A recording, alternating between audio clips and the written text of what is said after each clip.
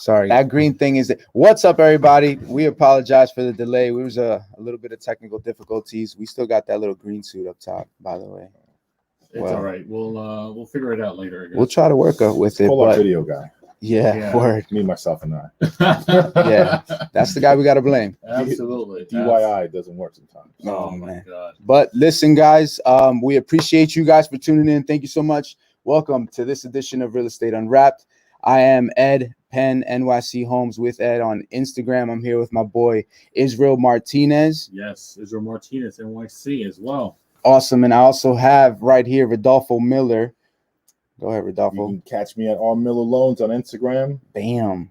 That sounded like smooth, right? Yeah, smooth operator. Yeah, he got that Barry White voice. That's so. My Jesus. So I know you guys are asking. That is not Gigi, correct? I'm kidding. They didn't ask that question, but Gigi actually, she's away for a trip. She's away on I think like a training with Vincent, a couple of other cats. But right. So she's probably gonna tune in at some point. If she does, I'll throw her on. If not, no big deal. But we have an interesting topic today, and we have Rodolpho Miller on. Rodolpho, thank you so much for also lending us your space. 100%. So if you can give us a little bit on the space that we're here. I know we're at the Change the Culture. Yeah. So Culture Studios There in you go. Elmont. We also film, the podcast is behind us is Change the Culture. Definitely check that out. Pretty much every Wednesday we're going to start, airing some of our episodes. We've been actually curating a lot of the content right now, all about mindset, finance, and legacy. Nice. I like it. I like the way it sounds. Yeah. So awesome, Rodolpho. We appreciate it, man. Thank you so much. And thank you for actually being on with us also. So we're going to be talking about an interesting topic because right now there's a craziness happening in the market, right? I know Gigi sent us a couple of articles and I'm actually trying to pull it up. Don't know if Israel, I don't know if on your end you can actually pull up the link. I'm having a hard time with mine. Yeah, the link isn't. All right. But we brought Rodolpho Miller on because the question that we were talking about earlier this week, actually at the end of our live last week was, there's a lot of new homeowners out there, right? There's a lot of first-time home buyers that bought a year ago, 2 years ago, 3 years ago. Right. And then right now, the market has skyrocketed, right? Mm-hmm. Yeah. I mean, the rate of appreciation has been crazy this year. And actually, I looked over another article. I forgot from what source, but I'll definitely try to send it to you after. That over the last 10 years, Queens has appreciated 66%. I can see Holy moly! And they even said like an average home, right. 66%. So that's eye opening. So I know when we were talking, we were more so talking about, hey, listen, everybody that watches these, financial empowerment shows, podcasts, Real Estate Unwrapped, here and there, people want to get their foot in the pool, right? And a lot of people think you need a ton of cash on hand in order to do it, and most people don't realize they're sitting on a potential cash cow.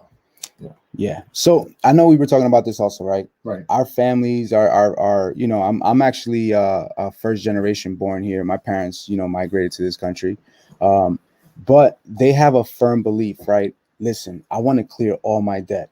Yeah. I don't want to have to owe anybody anything. Like I always heard my father say that to me, right? He was always like, I had to pay everything off so I don't owe anybody anything. Yeah. I want to buy everything cash. I want to own everything myself. But in today's market and everything that's taking place, we're going to get to a point where we're going to get older.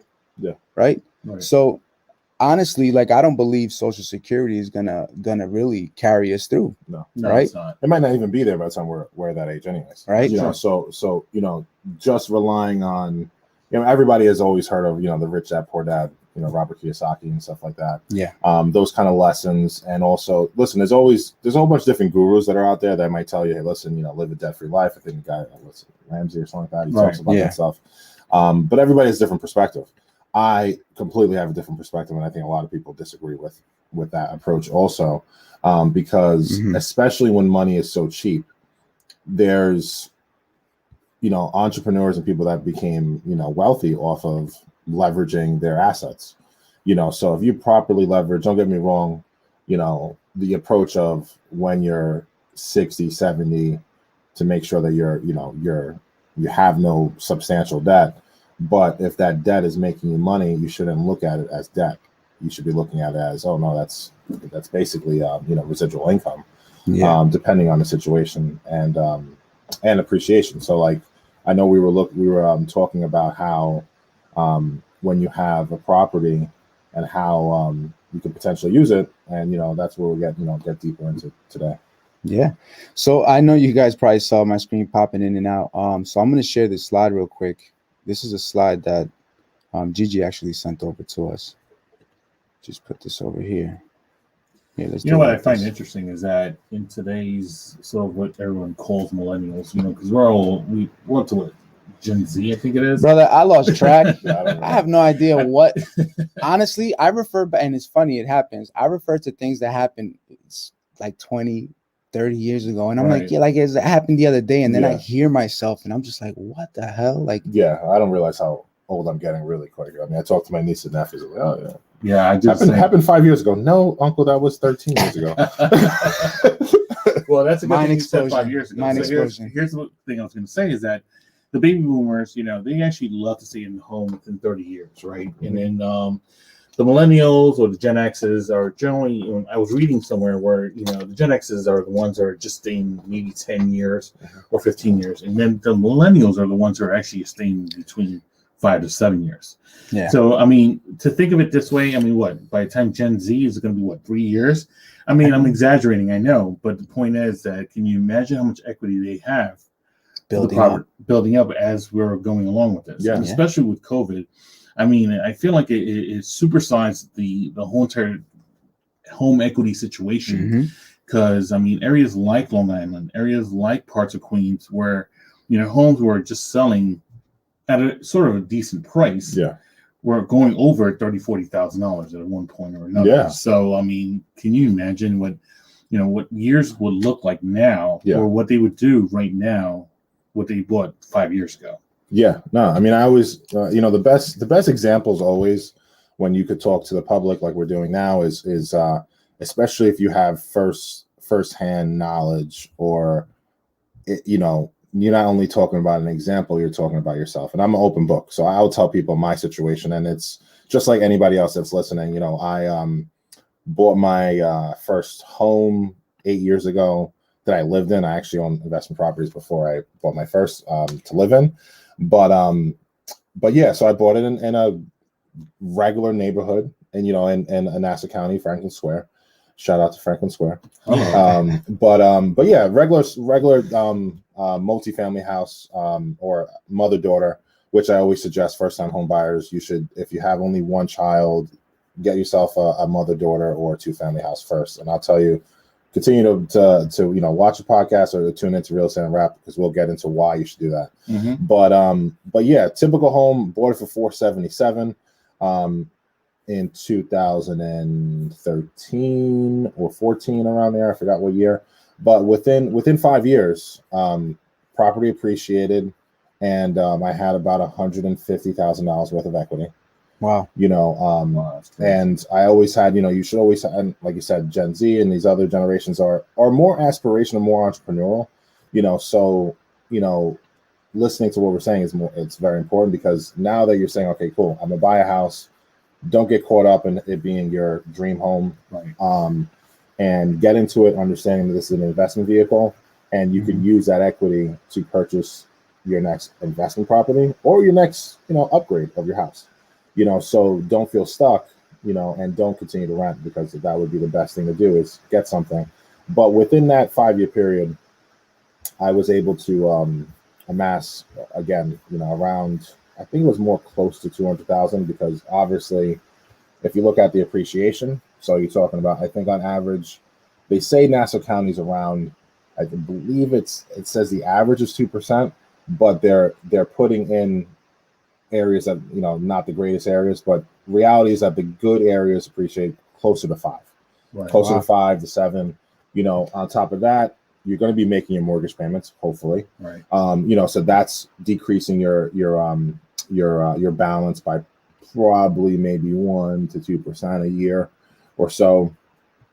So once you factor those two things, and if you take my suggestions, what I always tell somebody, make an extra payment a year, within 5 years, you'll have a lot of equity, and look for investment opportunities. So like what I did, and again, it's not because I do call myself a guru, but it doesn't matter. Anybody could do it.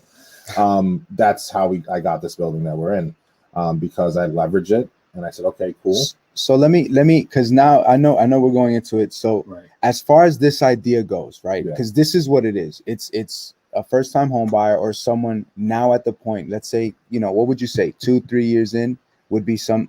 What would you say the bare minimum would be for someone to actually, based off of what the market, what's happening? What would you say? Yeah. I would say realistically 3 to 5 years. 3 to 5 years. 3 to 5 years. It all depends on your area. Don't get me wrong. Can it be 2? It can be. If we have another year like this, 2 years, it could be. Like for example, if somebody bought their house last year and we have another half a year of this market, 100% they could do it in 2 years. Right. Yeah. Because I mean, people have gotten 70 grand worth of equity just this year in some areas, some of them 100. So let me pull up this slide real quick. I was trying to here we go. So this is what it talks about. So as far as the home equity skyrocketing, American home equity skyrocketed 33,400 average gain in equity of mortgage homes, 216,000 current average equity of mortgage homes. 38.2% of all homes are owned free and clear. That's crazy right there. I think so. Right? Yeah. That goes to baby boomers and stuff. Yeah, exactly. And then 19.6% increase in equity totaling over $1.9 trillion. Yeah. Yeah, I mean, and people don't realize that type of money could be making them hundreds of millions. I'm talking about obviously altogether, right? Yeah. Of potential profits. That's why I tell the average family, build that portfolio. So say again, you have a first generation that's here. A lot of like even myself, I have a Latino background, and a lot of times we're not pushed to buy homes and what have you. But reality is that we're in the information age now, and for those that have it, more live the old school style. Like, okay, you know what, I'm gonna pay this house off. But it's still in the back of their mind, they want to own something else. Yeah. So to me, it's like, hey, listen to that, that data that we have there, and we're sitting on a massive investment opportunity. Absolutely. Because when we're talking about the equity, then it goes, okay, how do I access it? Right. And I even tell, I'm a mortgage professional, but I actually don't. I know a lot about home equity lines, and I'll be able to suggest, say, listen, this is a route that you should go. But there's two different reasons on two different scenarios on where somebody would how they would take the cash out of the property. Yeah. So going into that, we're going to dive deep because I want to know what that is. So if you were to tap into that, right? Like we said it, baby boomers for the most part probably own their homes cash and like free out. Yeah, they don't owe anything. Hopefully. But unless they took out maybe some money prior, and a home equity or a home line of credit for whatever reason, right. But now it's like you can literally take that money and purchase, like you said, an investment property, right? And some folks that have been in their home for 3 to 5 years can utilize that. I don't know exactly what it is on a nationwide scale, but I know when we were doing the Keeping Current Matters with Gigi, she actually read another slide based, not the one that we have in front of us now, but she read a slide, and I remember it said like in the past, I think it was like in the course of a year or two, based off of what was happening, like it went up to $70,000 in equity in like 2 years across the country. I know some people that purchased right before the lockdown, and a year later, it's like it's almost 50% up from what the value was before. Right. You know what I mean? Yeah, it depends on where. I mean, like depends on where. But I mean, going back to statements, as far as how do we, what's the course of action if we're saying, all right, listen, I've been in my house. You're a seller out there, or not your seller. You're a client that, or you're a potential person that wants to get into investing, and you're a homeowner already. Mm-hmm. You say, all right, listen, how do I do it? Or, most people that want to get into investing say they own the house only for 3 to 5 years, and we're in New York or any metro area. Unfortunately, Americans, a lot of us live paycheck to paycheck, and that's just reality. Right. Yeah. So it's hard to get immense that extra 20, 30, 40, 50,000. So most of us really only have, a certain amount in the bank. So you say, listen, I can't get into investing with 10 or 15 grand. And you're kind of sort of right. But hey, listen, you go to a local credit union, ask them what your options are as far as taking out an equity line of credit, which is basically a credit card on your house. Right. 90% of the home equity lines of credit, they don't charge you closing costs, which a lot of people don't know. And if a bank does, then search around. I don't really do them, so don't call me for a home equity line. But if you want to call, and I'll guide you or I'll give you a suggestion on where. But flip side, usually you need to have good qualifications in order to qualify for a home equity line. So you need to be a conventional borrower, usually. Mm-hmm. Great credit scores. You need to, in order for you to even think about it, you pretty much need to have like 30% equity, because most banks will only give you 80 to 85%. So you're talking about 10 to 15% of a credit line. So, you own a $600,000 home. Mm-hmm. You're talking about potentially being able to borrow from the line, if you have 15% equity, maybe 75 grand. Now ask yourself, okay, if you had 10, now you have 85 grand. How could you make that 85 grand work for you? And flip side, what would that 75 grand loan cost you a month? Right. That's where you have to say, okay, does this make sense? Because a lot of people get scared. Yeah. And, in this real estate game, don't get me wrong. I mean, the people that have acquired properties and have a portfolio, they took risk, right. and I would say one of the safest risks to take is betting on real estate. And more than likely, if you do your research, not to say it'll be all rainbows, but it's highly unlikely for you to lose a lot. Mm-hmm. Especially if you're buying a rental and stuff like that, you could have some bad tenants, but if you take the time and you reach out to good, real estate professionals like yourself, on how to, screen people, mm-hmm. then ultimately you're talking about really tapping into what we call true generational wealth. Because yes, people talk about generational wealth in families and it's passing down properties. But if it's just a primary home, it's a little bit. But if you're now, think about it, my goal, by the time I'm, 60, 70 years old, should be to have, in my mind, it should be to have like 20, 25 properties, and be able to leave my grandkids, my kids with, 1 or 2 places and say, listen, this is what, on top of the cash inheritance, that's real true generational wealth, right. And if you could do that, it starts with, hey, listen, thinking differently with your current house. And instead of trying to, having that 3 to 5 year plan, hey, listen, I can take out a home equity line. If you don't qualify, don't get discouraged, because you can do a cash out refinance as well. Wow. So I know we were talking about the home equity a little bit. Now, as far as the home line of credit goes, mm-hmm. like, I hear them bounce around a lot. I really don't know the difference between the two. I feel like home line of credit just is like a credit card. And then like the mm-hmm. home equity loan is like taking out, I guess, a second mortgage. They're technically, they're technically, it's just a play on words. Right. Well, they're both essentially the same thing. If some institutions will give you a flat out loan, mm-hmm. What that means is that they won't let you continue to draw on, and it'd be just a traditional second mortgage. So what it is, it's home equity loan. Hey, I want 75 grand. You go there, you get 75 grand, and it's closed. That's okay. Just pay me my 75 grand back when you can, or the 30-year fix or whatever. Right.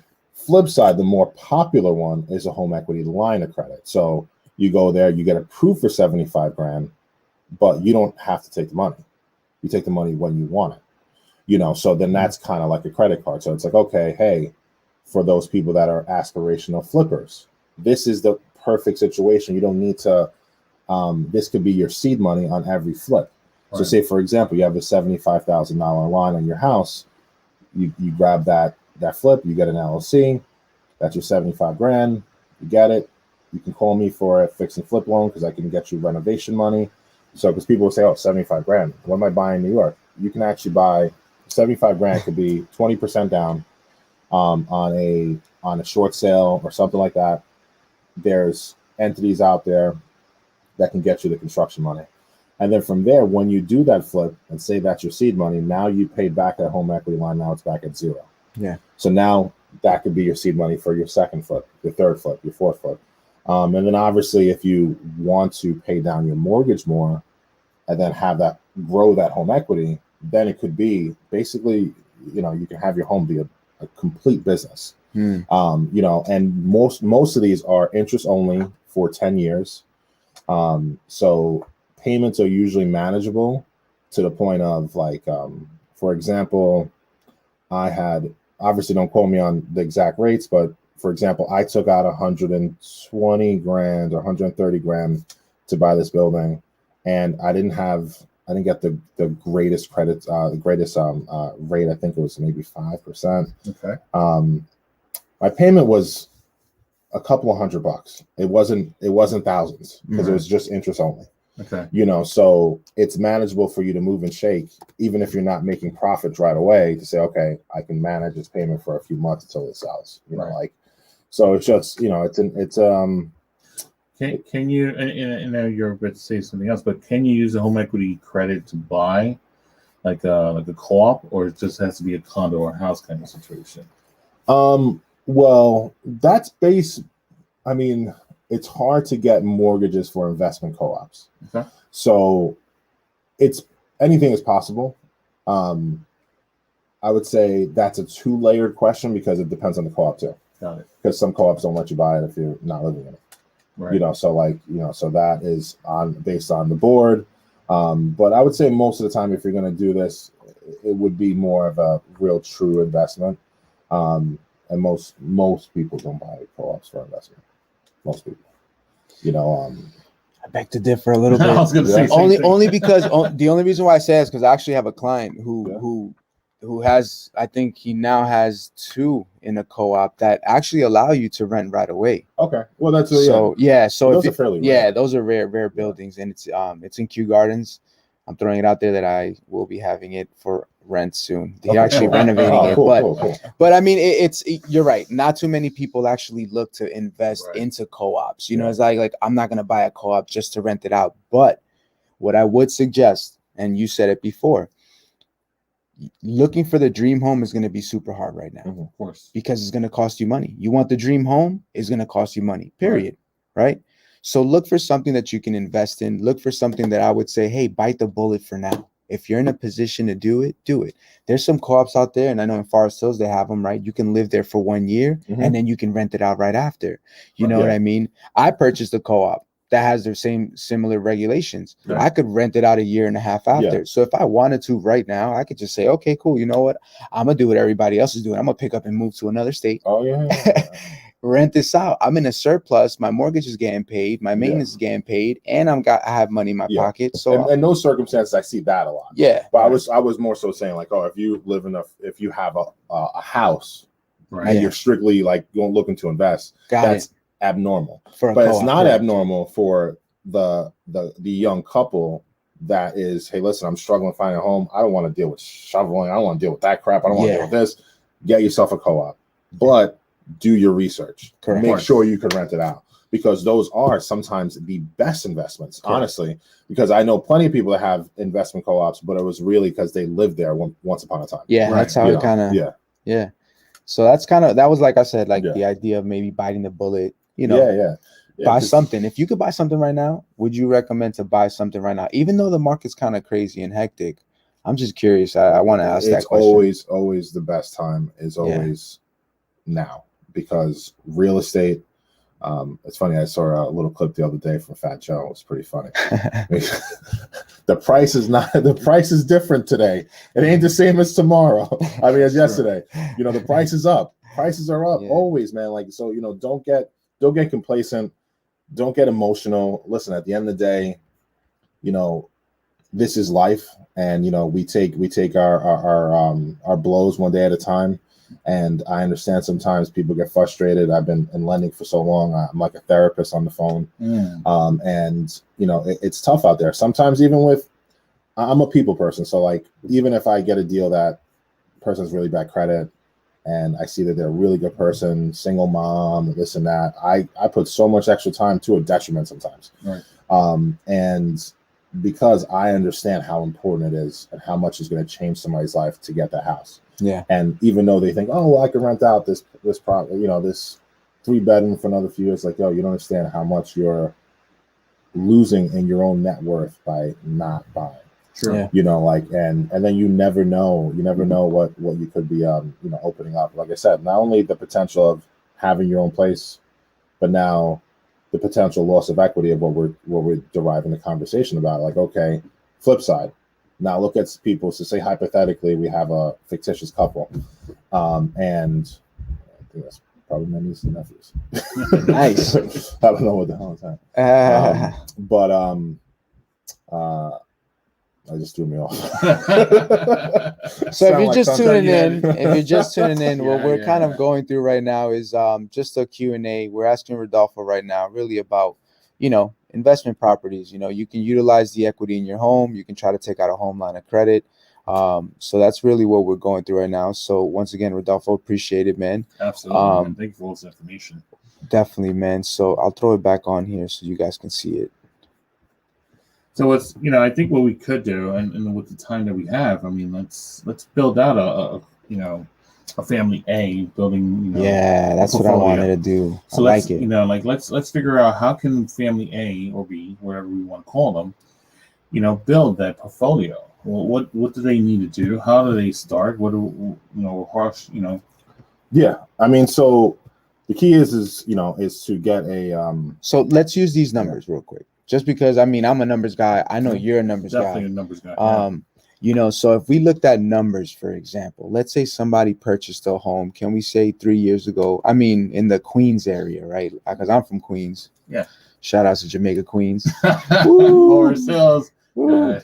Izzy's shouting out Forest Hills. So like in that area, I remember maybe 2-3 years ago, there were some homes in Jamaica that were already pushing over the 4s, getting into the 5s. And even at that time, it was like, man, you can't find a home in Jamaica for under 500,000 or 400,000. I mean, now the market, depending on what the pockets are, depending on what you're looking for, like, I feel like everything has changed. But at that time, it was just that. So if you bought a home at that time, let's just say, hypothetically speaking, 500,000. Yeah. Is that a fair number?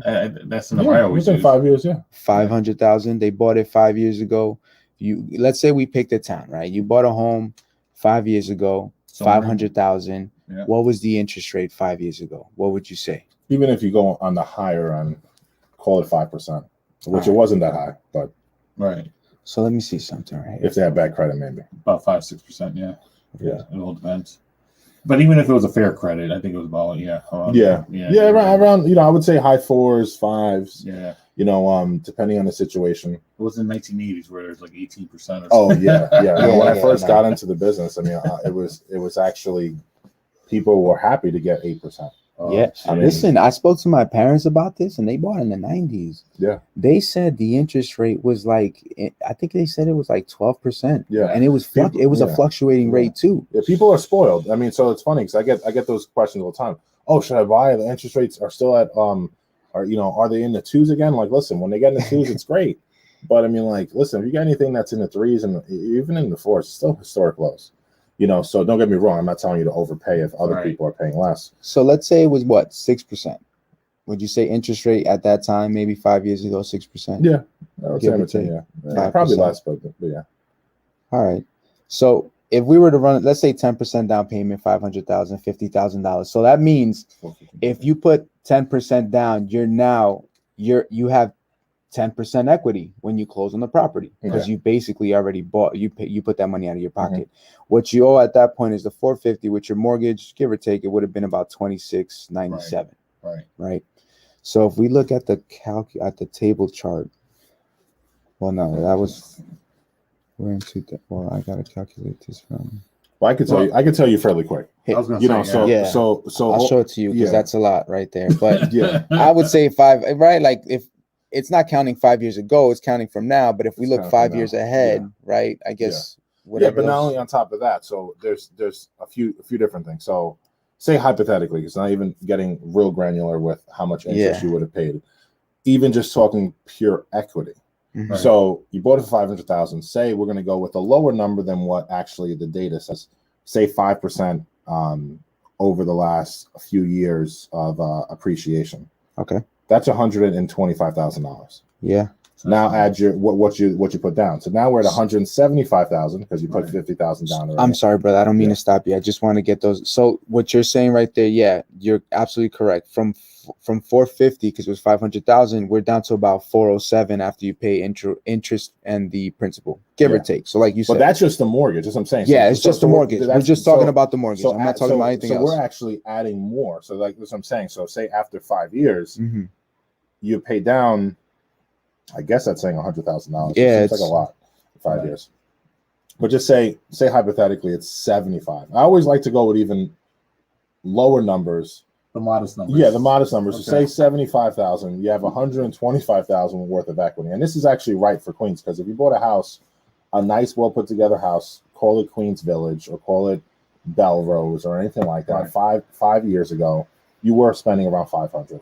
That house now is selling for 750. Potentially even close to 8. So between the 5 years, you're looking at 250 increase from there. Okay. Yeah, I mean, depending on the area. I mean, you have certain areas that actually went up a little bit more. Right.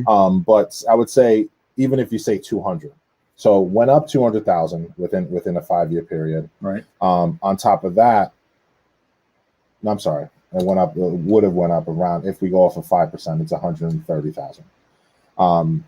You would have pay down, say, close to 70,000 worth of the mortgage. Okay. So now we're close to 200,000 plus whatever you put down on.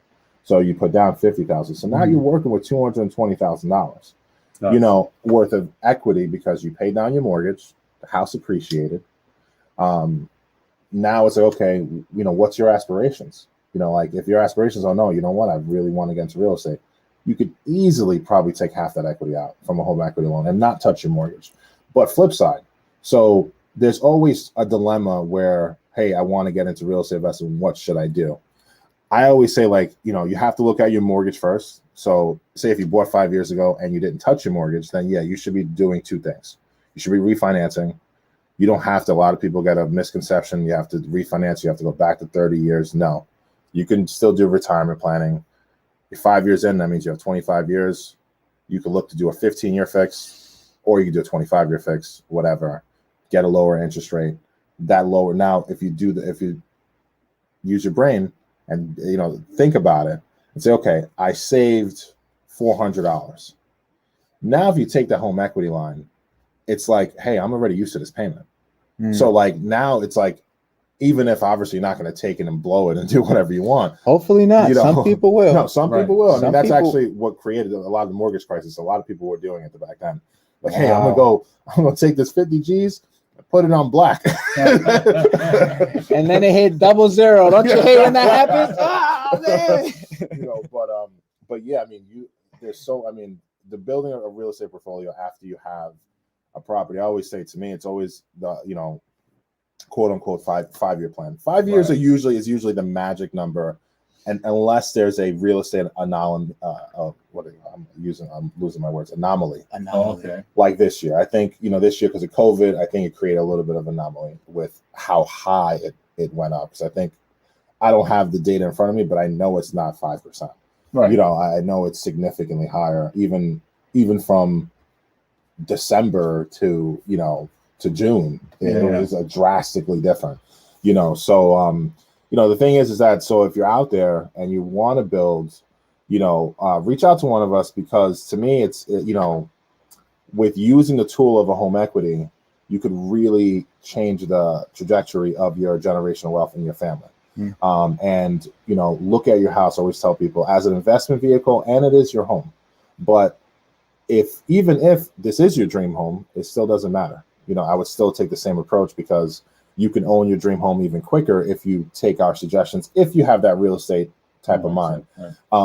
And say, for example, this is something I told even my parents, as they, we're getting towards, retirement. Hey, listen, this is what a lot of, people that work toward it have done, use their equity to grow, to get more real estate.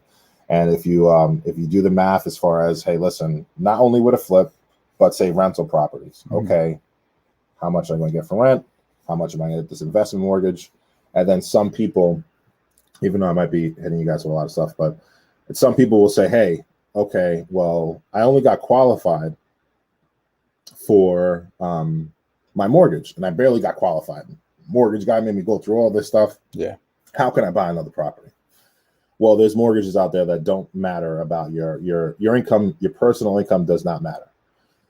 I repeat that again. What? Your personal income does not matter. What are we talking about again? On investment mortgages. So really? So a lot of people don't know that. So that is probably the biggest gem of the conversation. Can you repeat it one more time? So when you're buying an investment property, don't Okay. get me wrong, these are different types of loans. This isn't a traditional Fannie Mae or quote unquote conventional mortgage. These are what people, if you're out there, you're looking at stuff, people call them non-QM, which means non-qualified mortgage. With qualified mortgages, it's basically what Obama put in as far as when he created consumer protection laws, which they're all really good. So we don't have another mortgage crisis like we had before. Got it. But they were willy-nilly before, and now they're not. So now it's like, hey, listen, Ed, you want to buy an investment property? I'm going to base it off of your credit still does matter. Your investment experience matters, but doesn't cross you off. Okay. So if you have more investment experience, sometimes they'll let you buy with lower down. So they might say, okay, Ed, you have 3 or 4 investment properties. They might let you put 10 or 15% down. But if you're fairly new, like if I have one property, 20, it's 20%. 20%. 20% to 25%. And again, we could buy in other markets. It doesn't have to be New York, but it's based off of the potential rental or the rental. So for example, getting a $250,000 home, say it's a two unit, you'll say that's not New York, but say that's in Jersey. That it's renting out for $2,000 a floor or whatever. Okay, that's $4,000. They do the rental analysis and say, okay, taxes are $10,000, mortgage payment, and the interest rates, just so understand, the interest rates are probably 2% to 2.5% higher than normal interest rates. I knew there was a catch. Right? Yeah. So right now it's what? Let's just say it's 3. Let's say it's 3. That means it's 5%. It's 5.5 almost. Yeah, 5.5. I would say in some cases it could even be, and it really, again, we kind of touched on it before. It kind of doesn't matter. You have to look at your numbers. Yeah. So like you don't want to get caught up like, oh, that's so high. Okay, look at the numbers. I'm gonna do it really quick while we're on. So say hypothetically it's $8,000 in taxes. At 6%, a $200,000 loan is with taxes of $8,000 and with more real estate mortgage insurance. Right. Insurance, regular insurance, homeowners insurance. The payment is roughly $1,965. So now go back to that same scenario. Say even each unit rents out for $1,500. That's $3,000 a month. That's positive cash flow of $1,000 a month. Yes. So that's $12,000 a year of income. So now flip side, what is your equity doing for you if you could buy that type of property and at 250, say what is that? 250 would be 20% down. So think about it. Now your $50,000 could potentially make you $1,000 a month. And that kind of is an average of a lot of investment properties in other states, not here. But again, you could scale it depending on the neighborhood. So let's talk New York, because obviously we're all from New York, right? And in Jersey, outside New York City, I think we can always say that things property wise are much, I won't use the word cheaper, inexpensive. Yeah. So just to be a little bit political correct. But the point where I was going to go with this is that obviously multifamilies are more expensive, right? Single families are, just pretty much around good price. Condos and co-ops. These are all the products that we have as far as real estate peoples that are out there, right? So what I was going to ask you is this. Is it smarter for a person to actually have a single family to go into a 2-family as a portfolio, or should they go the opposite direction? It all depends on the neighborhood and how much you can get for the rent. So, Okay. you know, it's kind of not a, one size fits all, because you have to get a little bit more granular when you're talking about the asset. That's why I always say don't get emotional with real estate, because sometimes if you can get a very good short sale, that's a one family, and you know it's in a decent neighborhood and you can rent it out. You can rent out the house for $3,500, and you can say, oh, you know what? It depends on what your margins are. Some people don't want to take the risk for one tenant, and I get that. So a lot of people won't buy single family homes because that one person doesn't pay, you have no income. Right. But that's a different approach. I know plenty of people that have, 10 or 20 one family homes, so it all depends on the neighborhood, all depends on what your comfortability is. But I would say is that the multifamilies are a little bit safer, because worst case, if you have a bad tenant, if you did your research, it's, hopefully you didn't win the bad lottery and you got two bad tenants. Right. But it's part of the game, and I always like to bring up personal things that happened to me as well. Like I bought a house in South Jersey. I went into it knowing I wasn't going to rent it out for a year because I had a squatter. Oh, wow. I had a person that was in there I had two squatters basically. Ooh, wow. But the property was so cheap that I bought it knowing that. Right. I bought it for $30,000, 2-family in Salem, New Jersey. What? But the local Section 8 rent is $1,100 per unit.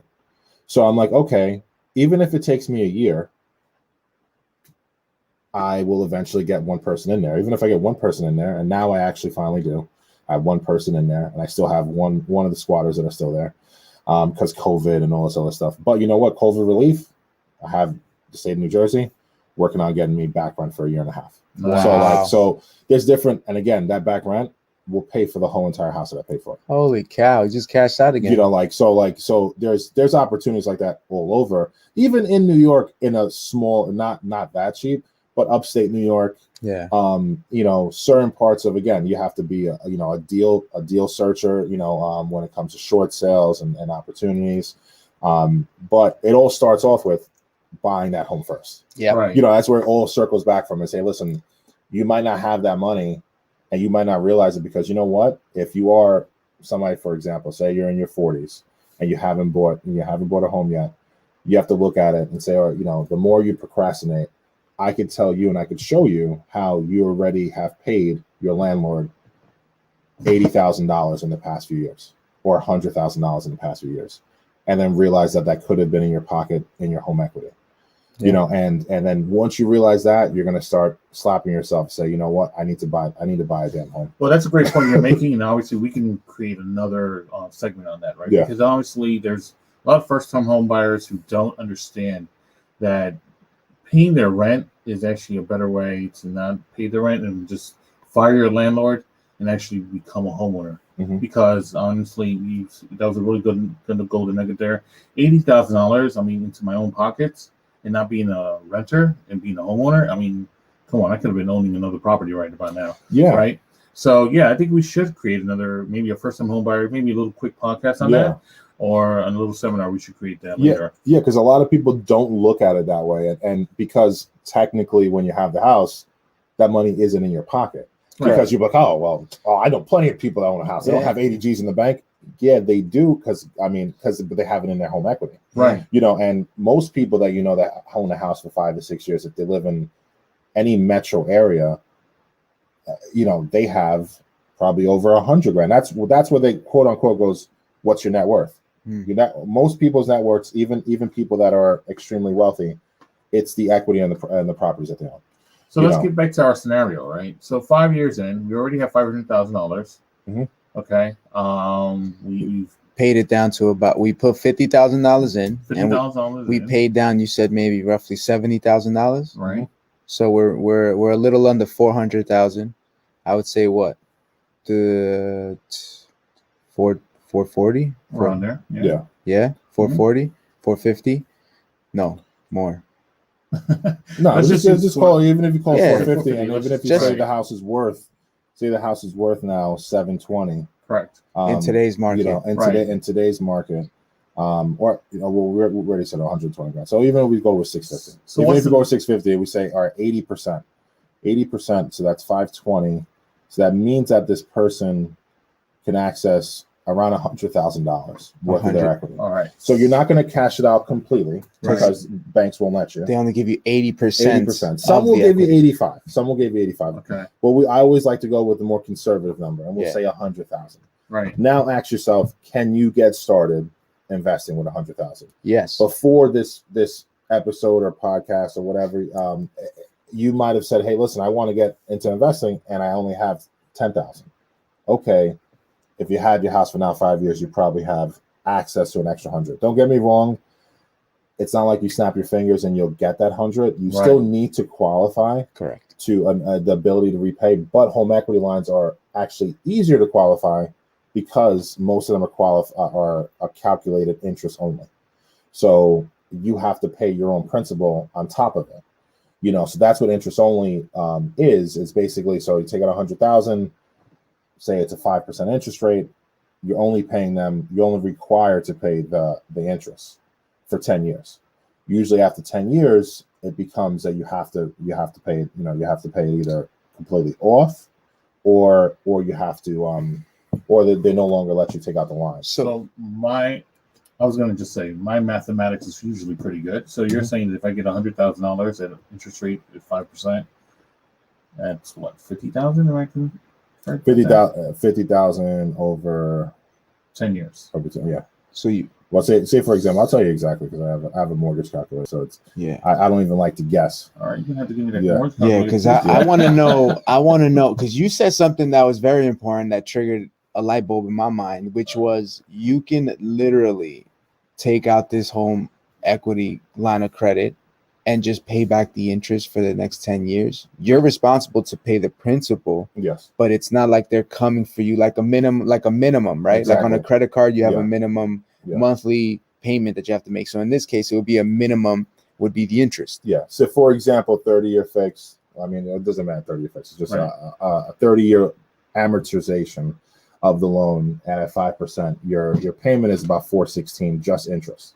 Just interest. $416. So that's amortized over 30 years, $416. So you can get $100,000 for roughly around $416.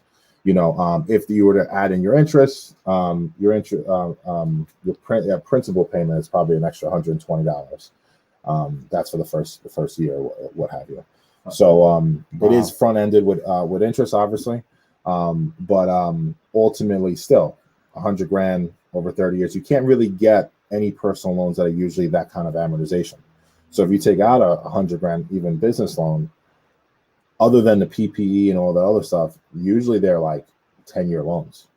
So like flip side, even if in best case scenario you take out a 10-year loan, that's why using the house, is way better because it gives you more flexibility. Now that same loan, you have to pay substantially more. As far as interest. Now, real quick, I have a question about this because since we're talking about it, trying to utilize your equity, your home line of credit, your the equity that's been building up in your home for the past 3, 4, 5, 6, 10 years. If you were to go ahead and do that, right? Can you? I know you mentioned you can use like the rental income that'll come from that and things like that, right? Yeah. Okay. So, do you think that's something that would also work with, for example, vacation properties? Yeah, no, I mean it would because it's still relative. So a lot of people are still doing this with Airbnb properties. Yeah, so that's a very big thing right now. Again, there's a lot of people that want to get into that. It comes circle back. What do you have? That's held up in your home, and use that to grow because 100%. You can. Obviously that's a little bit different with, getting an application and work it from there. But no, that would be a phenomenal idea. Yeah. There's a lot of properties over in Puerto Rico, still from Maria. I was actually looking into Turks and Caicos, buying a condo out there.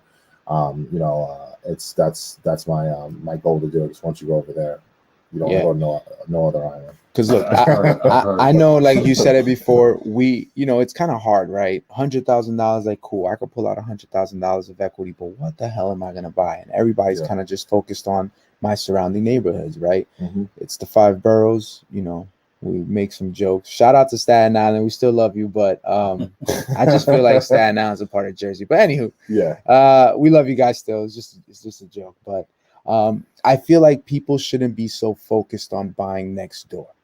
Right? I think so. I agree with that. I think we should know now moving forward. I know a lot of these companies are going into the hybrid, workspace. You come in, you go home. Some other companies are just saying, hey, you know what? Work from home.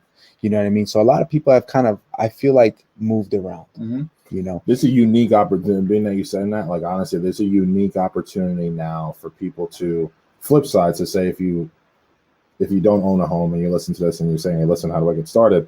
And my budget is low. I've been frustrated going in New York. Yeah, listen, look into certain parts of Jersey, and you might have to, slum it out for a little bit.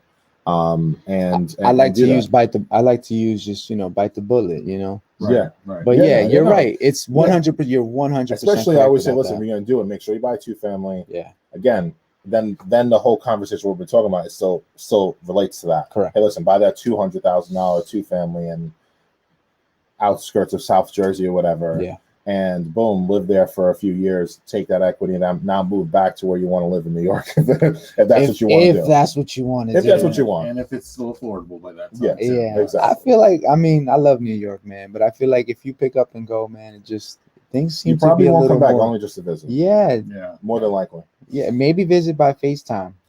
This is what I said before. Once you cross that bridge, I feel like everything outside of New York City is a little less expensive. It's true. It's true. Let me ask you this.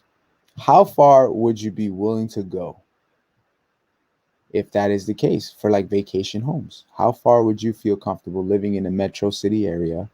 Would you say, hey, you know what? I know it's getting crazy out there. I'm actually going to put this out on my Instagram too, because I'm curious to know. I know it's getting crazy. I want to kind of like, just weekend hits. I want to pull back. I want to get away, clear my mind, clear my headspace. How far would you say you would want to drive or travel to that would be comfortable within reason, that you can get away for the weekend? I don't know. So, I've driven up to 8 hours. So. Yeah, me too. I've driven to Virginia and everything, but I'm not going to take a trip to Virginia on the weekend, like Friday after work. I think 2 hours is probably like the max. I think for most people, 2 hours is the max. To go and to come back in the same weekend. Even if you could do it the same day, but I would say the same weekend. I would say like you take off on a Friday, you come back on a Sunday. I have to agree with that. 2 hours the most. Yeah. I've been upstate up to maybe 2.5 hours, and I'm like, I gotta come back. Dude, I drive 6 hours. I drive 4+ hours. I gotta stay there for a couple of days. Yeah. You know what I mean? Because it's funny. It's like me and my family were talking about buying some upstate New York property and stuff like that. I'm like, nice. I have max is 3 hours. Max. I want it to be 2 to 2.5. Right. I want to build, because you never know in this crazy world with all the crap that's happening. I want to build a compound and a bunker. Oh my God! I gotta talk to you after the show. Yes. Solar farm, everything. When the zombie apocalypse. Oh, my man. My man. I listen. Pre. No, let me stop. Now, next episode, Conspiracy 101. No. Easy now. That's a touchy topic. But and I'm glad, Rodolfo, we were able to go through this. I know we got 7 minutes left. If anybody has any additional questions, definitely feel free to comment, send it over to us in the chat box. But again, we appreciate it, brother. We could do 7-minute abs. I'm joking. 7-minute abs. I don't think I could do that. I'm not ready. It's very interesting information. Honestly, to know. The home equity line, what you can do with it, with the home loan as well, with the home equity loan. Definitely. Yeah. I already was thinking of like certain conversations. And I'm sorry to cut you off. No. I've had certain conversations in the past with different buyers who were sellers in different areas of New York and different areas of Jersey, right? So this one particular one guy had a multifamily house for like $90,000, and I'm like, man, knowing what you're telling me now, I could have bought that. Yeah, crazy, right? And even for that circumstance, for those people that are, are putting off selling or putting off doing something because they just think, hey, listen, what else am I going to do? Again, realizing that, you know, number one, sometimes selling is the right thing to do because you want to leave, you don't want to manage the property anymore. Right. But flip side, you know, use that home as an investment vehicle, you know, and use it to help you acquire more property. Sometimes the answer isn't selling. It's honestly taking the equity out, buying the property that you're going to buy in a different state, and then maybe even diversifying that and buying multiple. Because there's people, like you said, we have some older folks and that have been in these areas for a while that might own a house in Forest Hills. They might be sitting on $1 million. You know, and okay, you know what? I'm buying a condo out in Florida, and that's where I'm gonna go live. 200,000. Okay, you could probably take out 500,000, buy that 200 grand house cash. Talk to Israel, talk to Ed. Let's find you another investment property. Now we spent $250. Now I can get you a $800,000 2-family house. Right. And now let me know if you're going to be retiring better, because now you're making 15 or $2 grand from this 2-family. You're renting out this 1-family now for, if it's a beautiful, you know, $1 million, whatever, Forest Hill house, you probably can rent it out for $4 grand, $5 grand, you know, so you probably make $1,000 there, $3 grand there. Okay, you have an extra $4,000 of retirement income. You know, and now you have 3 potential assets that now in 5 years or 10 years or 20 years, you know, God willing, you live another 25. And that's how much equity you have. And that's how you 10x your freaking equity. And speaking of 10x, that is crazy because it's having passive income of $4,000 every single month. Every single month without having to worry about, oh my God, I need to punch in 9 to 5. I need to make all these phone calls. I need to do all this. How much sweeter would life be? Oh my Jesus. And then I know one of the main questions what people might say if they hear this, oh, well, who's going to manage the properties? There's something called management companies out there. So you do not have to be, you know, they usually take in between, depending on where you are, 8 to 12%. You know, average is really 10, but I mean, ultimately they will post your vacancies. They will make sure things are happening. You pay them a percentage of the rent. They collect it. They deposit it in your account. That's it. It's possible. Everything is possible. You just can't feel like there's a brick wall, like how, and focus on the hows, because that's not what you got to focus on. You know what I mean? And this really goes out to like more of the older generations, because like I said, I love you guys, like my parents, I love them. You know what I mean? But they were focused on clearing out debt. They're in a position that they can utilize this equity because they have a good amount of equity built in their home. You know, they, like I said, they purchased in the 90s. So they're almost done. They're almost cash, like free and clear of a mortgage. You know what I mean? So for them, for example, what I look at is this: they're older, right? My dad keeps complaining about the taxes in the area. It keeps going up every year. It keeps going up, right? So what's going to happen? Like we said, Social Security is not going to pay for it. It's not going to cover it. You know, people start retiring. Retirement's not going to cover it. The grocery stores, everybody's complaining about how everything keeps going up, the milk, the eggs, everything, right? So this is what needs to happen. If you can literally pull that equity out, find, for example, another home. And for them, I was like, look, you guys got to go somewhere nice and warm. You know what I mean? A warmer climate, enjoy the weather.